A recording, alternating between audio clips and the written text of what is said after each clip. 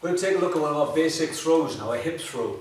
It's the same throw that if you've done judo, you're aware of it. It's the same sort of throw in judo. We do it slightly differently because ours is a forced compliance art, and briefly to talk about that. In judo, you've got a few things. I love judo. I'm not dissing judo at all. It's a fantastic martial art. But in judo, generally, both opponents are similar size, so the techniques reflect that fact. When they're doing a throw, what they're looking to do is get their opponent's body movement, so they're trying to move them in a position to get a position to come in. We don't do any of that. What we do is we kick them in the nuts, punch them in the face, and then we do a throw. So we're forcing compliance. So while they're going, we can then throw them, and that's the basic concept of jiu-jitsu. Great, isn't it? So we look at hip throw. I'll show you the basic version of hip throw first, and then I'll explain what we're doing and how it all works. So we're in a guard position. He's going to throw a punch. I'm going to block the punch, and I come round the back and I bend my knees with and drop the opponent. So this is where your break falls are coming in. We showed you side break fall. This is a side break fall. So I'll show you this again, and Nathan here is going to do a good side break fall to demonstrate that. He's going to use this hand to do the side break fall with, and you'll see what he does as you go through. So you're going to keep this arm out of the way because he's thinking I need to do a break fall, because obviously we're training. So a punch comes in here, we block the punch. We come and grab hold of his gi, we come round the back, his left arm there is ready to break forward, turn, drop him down, and he does a break fall. So we actively hit the mat. Children particularly tend to grab hold of their opponent. The problem with that is they're still going to hit the mat, but then they've got no arm free to break forward with. So we guide them through that process and get them to keep this arm out. So they punch him with this. As soon as they get lifted, this arm is going out ready for that turn round and hitting the mat. Safety obviously very important for us. So I'll show you that again, nice and slow. So I always throw people for the first time in my club to make sure that they're going to land properly. Because even if he does nothing at all, I'm going to place him on the mat. So I'm going to show you that now.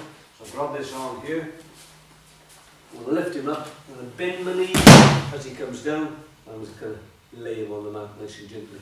And make sure that he knows what he's doing and he can do the technique properly. So, a proper sort of version of a hip throw now. I'll do it and then I'll talk about it afterwards.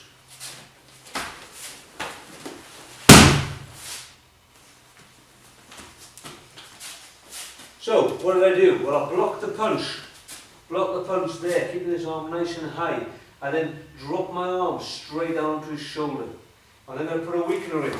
Stomach, bring him forward slightly, avoiding the head. So I bring him across to my shoulder here. I bring him straight forward, I'm going to make him headbutt me. Never a good idea. So bring him to the side. My left foot, which is forward, goes across. My toes are approximately in line. My foot is not too deep and not too shallow. Toes in line is normally about accurate. I bump my foot up against my opponent's foot and I give him my position. From there, I'm going to step through with my right leg and come all the way around. Meanwhile, my arm goes around his back.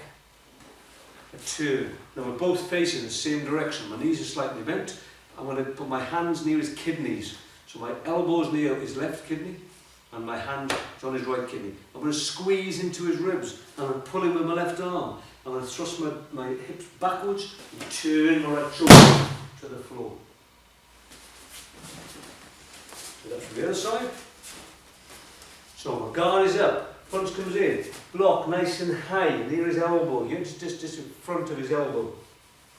So his elbow's there, I'm blocking here. I'll be to drop straight onto his shoulder then, grab one of his clothing. Weakener, bring his head to the side. Foot across, toes in line. Arm around the back, bending my knees. I'm going to kind of seesaw now. I'm going to lift my hips and roll my head forward. And I'm going to drop onto the ground. Hip throw is one of our core basic throws. It's a little bit like the scales on the piano. It's something we keep coming back to. We've got a lot of throws which are versions of hip throw, so derivatives of hip throw. So it's very important you get this position. So let's have a little look at where people get it wrong. So one area where people get it wrong is they put their head too low at the beginning. So a punch comes in, they do, hopefully they block correctly. They put the weakener in, foot goes across, and I step in and I drop the head down. Now as soon as you drop your head down, my arm now is no longer long enough to come right around the back to get to the kidney. So if I turn my opponent with his back to the camera, you'll see. So where I should be, I should have my elbow there, my hand there, and I'm going to grip in. If you do it, it's your kind of tickle point, but if you squeeze in there, but you you can grab a bit of flesh there and squeeze your pull into you. You want to be tight. You want to make sure his stomach is squeezed right up against your back, otherwise you won't have the movement you need, the leverage you need to lift him with your hips. You're trying to lift him with your arm, you can't do that. So, arm goes there, tuck all the way in. Now your head stays high. I always tell people to look at where the ceiling and the wall joins. So keep your eye on that. Keep your head up nice and high, bend your knees, and then seesaw. So your bum goes backwards, and you tilt your head forward as you execute the final part of the throw. So once more from this side, please. So block, drop, in, through, up and over, and down and in. Now I'm staying nice and low because that gives me position. I don't need to look where his head is, on the end of his arm. I've got his arm locked underneath my armpit. So holding that position. Now we're going to finish this throw with a crossover arm lock. Crossover arm lock starts with a stamp down. That could be on his face if this was a street type scenario, if the attack warranted it.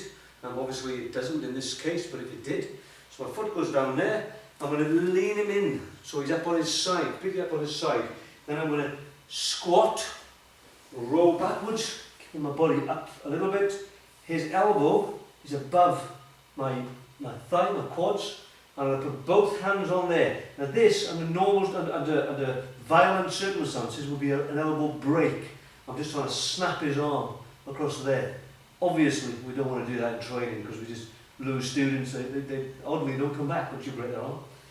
So I don't do it. So we've got both hands there, and again, he's going to tap my leg when it hurts, because I don't know. If he taps the floor at this point, just tap the floor for me.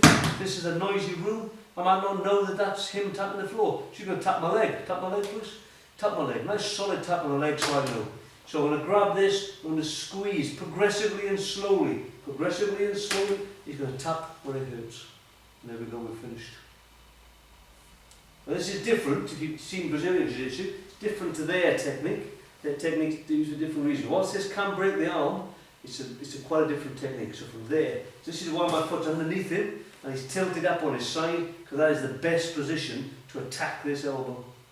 When I finish this technique, in a dojo environment, I'm going to push that away. I might go backwards roll out of this and come out. So once more from the top, hip throw into crossover arm lock.